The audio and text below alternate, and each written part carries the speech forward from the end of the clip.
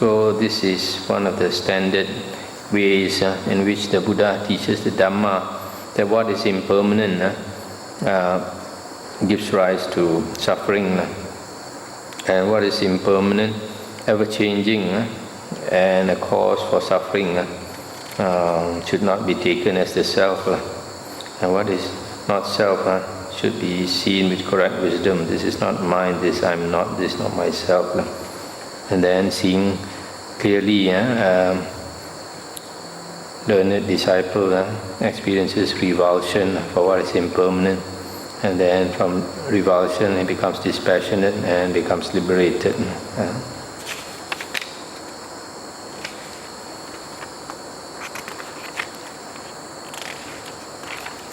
The next sutta is 35.23, Asavati. That's page 1140.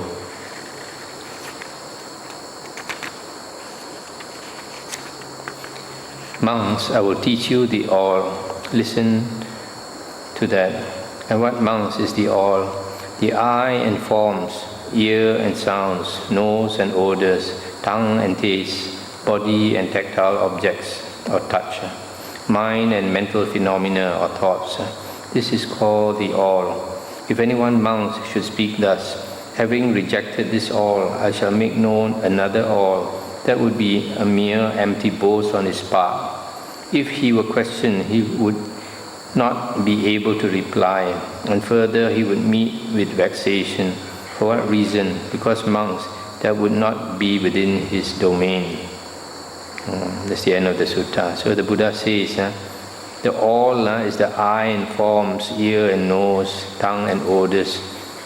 Nose and odors, tongue and taste, body and tactile objects, mind and mental phenomena. The six senses. The six senses comprise the six sense organs, and then the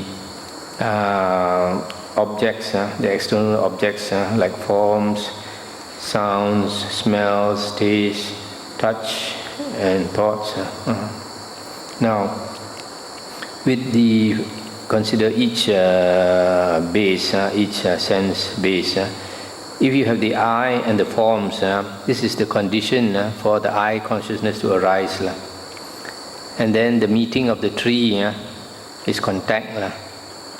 Is contact. So when there is contact, then feeling arises, and followed by perception, thinking, volition, etc. Now, because the eye and the forms give rise to eye consciousness, and similarly for the other sense bases, the ear gives rise to ear consciousness, the nose to nose consciousness, tongue to tongue consciousness, etc. So the whole world is within the consciousness. Without consciousness there is no world. So because the whole universe is to be found in consciousness, that's why the Buddha says that these sense bases is the all. All of the whole world is to be found in the six sense bases. That's why there's one sutta where the Buddha says the world is within this body and this mind. The origin of the world is also within this body. The end of the world is also within this body, and the path going to the end of the world is also within this body. So we don't have to look far, we just have to go into our body and mind, and all the answers are there.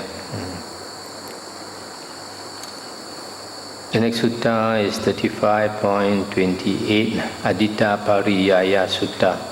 This is one of the famous suttas. That's on page 1143. It's one of the very famous suttas because in the early days when the Buddha was gathering disciples, he found 1,000 ascetics who were staying by the banks of the river, and they were external ascetics, so they prayed to fire, they worshipped the fire, and they kept long hair.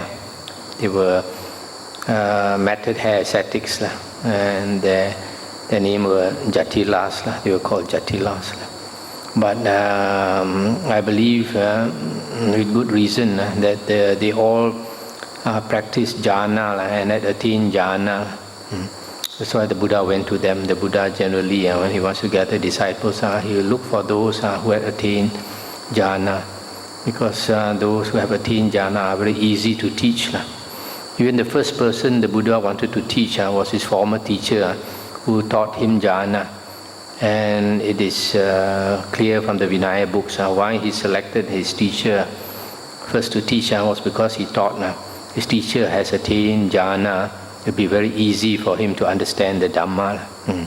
So similarly, the Buddha came to these 1,000 jatilas at the banks of the river, and because probably several of them had psychic power already, so it's not easy to convert, especially the leader. The leader thought that he was an arahant, probably because he had psychic power. So the Buddha stayed with them for several weeks. And during those several weeks, the Buddha showed indirectly psychic power to them to impress them. So, for example, at night, the devas will come to see the Buddha. So when the devas come to pay respect to the Buddha and talk to the Buddha, the whole place is lighted up. So they know. And then the next day they'll ask the Buddha, how come who came to see you? The whole kuti around there was bright. And the Buddha said, oh, Sakadeva Raja came to see me. So they were very impressed. And then another night, Buddha said, oh, Brahma came to see me. So they were very impressed. And then other ways of showing psychic power, so much so that they were totally impressed with him. Then only the Buddha told off the leader, said, Kassapa, you keep thinking you are an arahant, but you are not an arahant, and you are not practicing the right way to become an arahant. So he got a shock because all the time everybody respect him. Here the Buddha is challenging him. So he started thinking, then he realized the Buddha's cultivation is much higher than him. Then he shaved off his hair and became a disciple of the Buddha. And when the 999 other disciples saw, they also shaved off their hair and all became disciples of the Buddha. So after they became disciples of the Buddha, then only the Buddha decided to teach them the Dhamma. And the Buddha taught them this sutta, Adita Pariraya Sutta. And just teaching them one sutta, they just heard one sutta, all of them became arahants, which proves indirectly that they all had attained the 4 jhanas, because the condition for attaining arahanthood, according to the Buddha, is the 4 jhanas. So because they like to worship fire, the Buddha based his talk on fire. The moment the Buddha talked about fire, they all got very interested, all paid solid attention. On one occasion, the Blessed One was dwelling at Gaya, and Gaya's head, together with 1,000 monks. That's just after they had ordained with the Buddha. There the Blessed One addressed the monks thus, monks, all is burning. And what, monks, is the all that is burning? The I is burning. Forms are burning. I consciousness is burning. Eye contact is burning. And whatever feeling arises with eye contact as condition, whether pleasant or painful or neither painful nor pleasant, that too is burning. Burning with what? Burning with the fire of lust, with the fire of hatred, with the fire of delusion. Burning with birth, aging and death, with sorrow, lamentation, pain, displeasure and despair, I say. Stop here for a moment.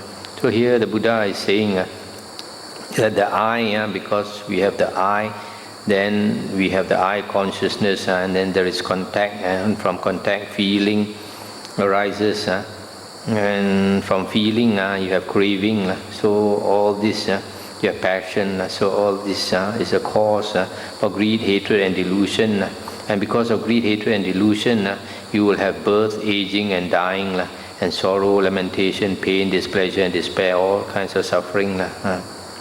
Similarly, the Buddha said the ear is burning, sounds are burning, ear consciousness is burning, ear contact is burning, and whatever feeling arises with ear contact as condition, that too is burning. Burning with what? Burning with the fire of lust, hatred and delusion, burning with birth, aging and death, with sorrow, lamentation, pain, displeasure and despair, I say. Similarly, the nose is burning, odors are burning, nose consciousness is burning, nose contact is burning, and whatever feeling arises with nose contact as condition, that too is burning. Burning with what? Burning with the fire of lust, hatred, delusion, burning with birth, aging and death, sorrow, lamentation, pain, displeasure and despair. Similarly, the tongue is burning, tastes are burning, tongue consciousness, etc. is burning, body is burning, tactile objects are burning, body consciousness is burning, body contact is burning, and whatever feeling arises is burning, and the mind is burning.